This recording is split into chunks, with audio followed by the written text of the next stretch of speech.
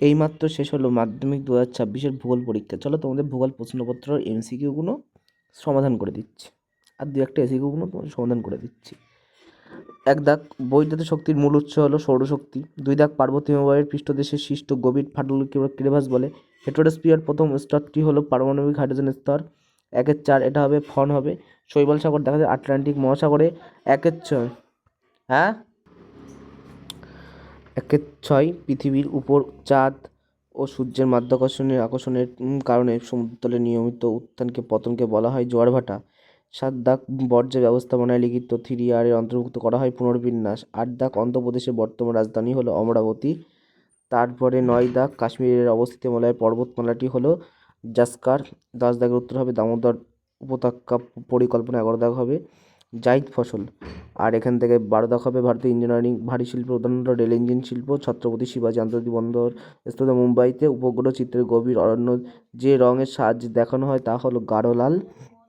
আর আর প্রথমটা হলো শুদ্ধ হবে, দ্বিতীয়টা অশুদ্ধ, তৃতীয়টা শুদ্ধ, চতুর্থটা অশুদ্ধ, পঞ্চমটা অশুদ্ধ, কিন্তু 6 নম্বরটা শুদ্ধ আর 7 নম্বরটা অশুদ্ধ। এবার তোমাদের দুইয়ের এক কয়টি আমি বলে দিচ্ছি, সব বলা সম্ভব নয় যেহেতু। অবরণ প্রক্রিয়ায় ভূমির উচ্চতা হ্রাস হয়। 2 দেখো, মরু অঞ্চলে বায়ু দ্বারা নিম্নলিখিত সঞ্চয় বলে, এটা বলে পেডিমেন্ট। 2-এর 3 এখানে বলা আছে, এর উত্তরটা হবে দক্ষিণ গোলার্ধে। মুখ্য জোয়ারের প্রতিপাত স্থানে একই সময়ে তৈরি হয়। 5 দাগ, শীত তাপ নিয়ন্ত্রিত যন্ত্র বায়ুমণ্ডলে সিএফসি গ্যাস নির্গত করে। 6 আরাবল্লী পর্বতের পশ্চিমে অবস্থিত তৃণভূমিকে বলে রোহি। 2-7 জৈব বর্জ্য পদার্থগুলি জীবাণু দ্বারা বিয়োজন পদ্ধতিকে বলে কম্পোস্টিং বলে। নদী জলবায়ু তাপমাত্রা একক হলো কিউসেক।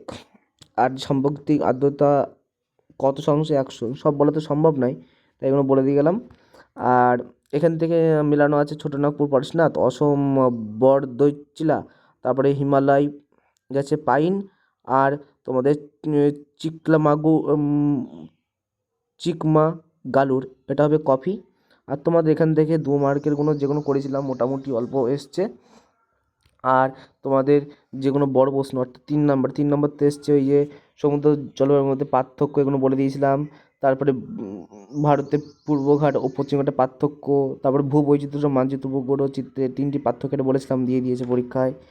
বড় প্রশ্ন দিয়েছে নদী সঞ্চয় কার্যের ফলে গঠিত ভূমি, এটা তোমাদের বলেছিলাম পরীক্ষায় দিয়ে দিয়েছে। আর দিয়েছে তোমাদের বলে জলবায়ু নিয়ন্ত্রক, এটা বলেছিলাম। আর বলেছিলাম ভারতের চা উৎপাদনের অনুকূল পরিবেশ দিয়েছে। আর ভারতের পূর্ব মধ্য ভারতের লৌহ ইস্পাত শিল্পগুলি গড়ে ওঠার কারণ লোকে এটা দিয়েছিলাম, এটাও চলে এসেছে। ভিডিওটা কেমন লাগলো কমেন্ট করে জানিও। চ্যানেল নতুন হয়ে থাকলে চ্যানেলটা সাবস্ক্রাইব করে দিতে ভুলো না।